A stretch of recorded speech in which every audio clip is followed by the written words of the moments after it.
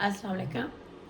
आज बात करते हैं कि जो कुरान पाक में कि सूर फूंका जाएगा और पूरी दुनिया तबाह हो जाएगी, और दूसरी टॉपिक है कि क़यामत आएगी। तो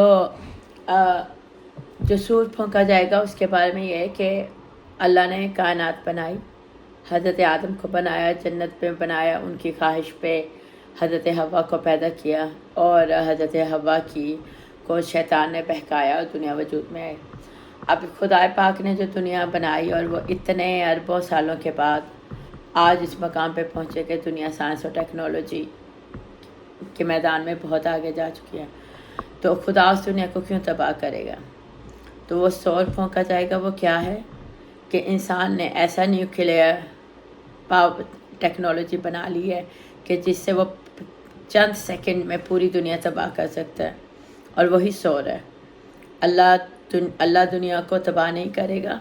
अल्लाह का नायब, अल्लाह का भेजा बंदा, वो उसके पास ये ताकत आ चुकी है और वो ये गलती कर सकता है।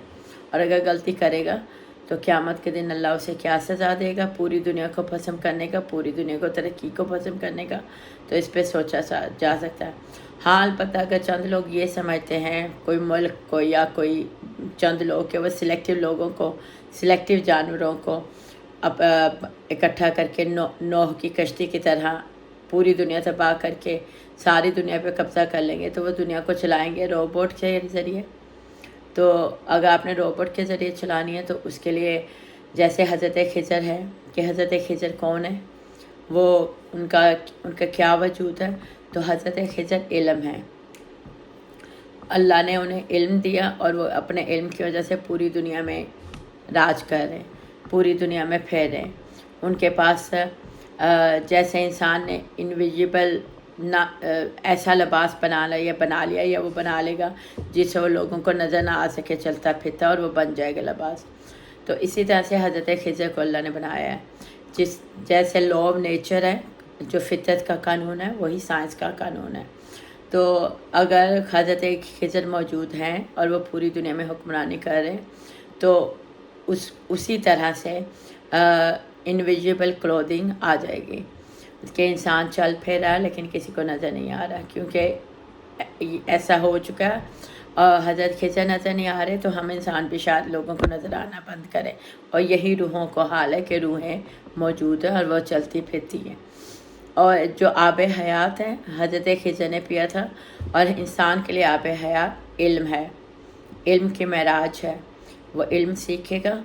जिस तरह जेफ बेज़ोस है, इलन मस्क है, बाकी लोग हैं जो बहुत अमीर है, उन्होंने एक इंसान की हैसियत से, एक इंडिविजुअल की हैसियत से तरक्की की, इल्म हासिल किया, और आज उनके पास बहुत ज़्यादा दौलत है और वो दुनिया की तकदीर बदल रहे हैं, लोगों को मरीख पे ले जाने की कोशिश कर रहे हैं। तो इसी तरह अगर एक दिन आएगा कि पूरी दुनिया में अगर एक एक बच्चे को इल्म बांट दिया जाए, उसे पहले साफ़ पानी, फिर उसे अच्छा घर, उसे सुकून और उसकी तालीम, जब उसे ये सब दी जाएगी तो हर इंसान खिज़र बन जाएगा, क्योंकि उसके पास इल्म होगा। वो अपनी अपनी फील्ड में आगे तरक्की करेगा, बहुत आगे जाएगा, और वो सब खिज़र बन जाएंगे, क्योंकि वो अपनी लेगेसी छोड़ देंगे, अपनी किताबें, अपना इल्म, अपना सरमाया। और इस बात की फ़िक्र की ज़रूरत नहीं होगी कि हमारे खेतों में कौन काम करेगा, हमारे घर के काम कौन करेगा, हमारा खाना कौन बनाएगा। तो उसके लिए रोबोट बन रहे हैं। हर इंसान, हर बच्चा बड़ा हो के इतना ताकतवर होगा कि वो उसके लिए रोबोट काम कर रहे होंगे और वो दुनिया की तरक्की में अपना हिस्सा बटा रहा होगा। दुनिया में जो सोशल सिस्टम है वो बहुत ज़्यादा तरक्की कर चुका होगा। और यही हज़रत खिज़र की कहानी है कि वो इल्म है, इंसान के लिए वो इल्म है, वो इनविजिबल क्लोथिंग है। और यही कहानी क़यामत के दिन की है कि क़यामत के दिन को बर्पा करना इंसान का इख्तियार अल्लाह ने इंसान के हाथ में दे दिया।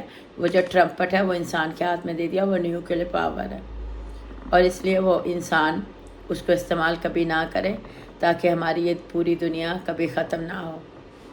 बहुत शुक्रिया। समीना रहमत मनार।